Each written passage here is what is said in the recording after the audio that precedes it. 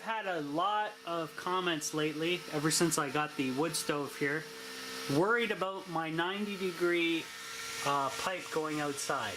So here we go.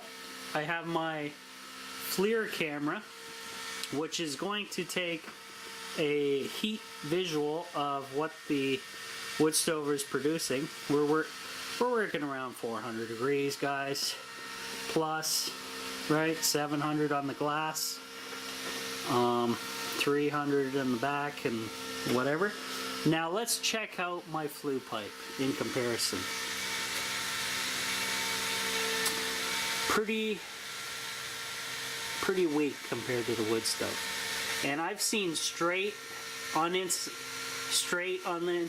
pipes that are hotter than this pipe is. This is a double wall, so it's got insulation inside, and it's sitting at, you know, 120 degrees, bouncing around there, maybe a little less. It's bouncing around 120 all the way around there. So compared to the stove, as you guys can see, 400 degrees, 100. I've had a ton of concern about that pipe by you guys, the commenters here on YouTube and elsewhere. And so you can see it's completely safe. It's doing its job. But you wonder, now looking at the wood stove, guys, on the camera here, the FLIR, 400 degrees is a lot of heat.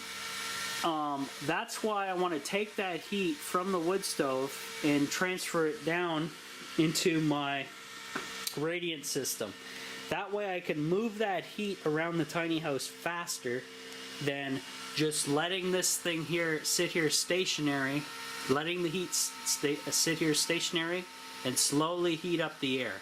To heat up the air in a tiny house off a wood stove takes forever from a dead cold. If anybody tells you the opposite, they're lying.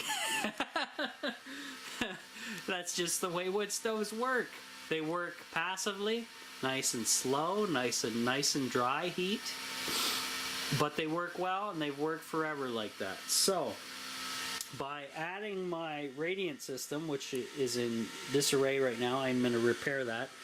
Then we're going to be able to move that heat from the wood stove around the tiny house a lot faster, a lot quicker, and heat up the tiny house quicker via, you know, a small USB pump, USB powered pump that draws very little power when all the air is out of the system and it's not being burdened by that. Nice smooth flowing setup. So that's just coverage of the Cubic Mini Grizzly, guys. I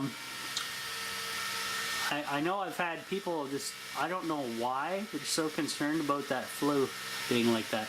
Just because probably they haven't seen anybody do it this way. And that's the reasoning.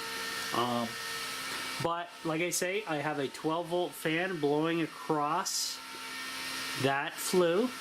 And then by the time it hits that flue, the thermoelectric generator fan is picking up the rest of that air and just driving it down that away.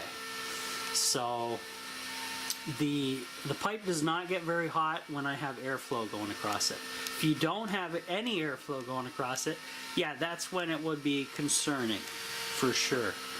So just remember that, guys, and we'll see you here on the next one. Rob from the Off-Grid Tiny House checking out. Staying warm, staying cozy.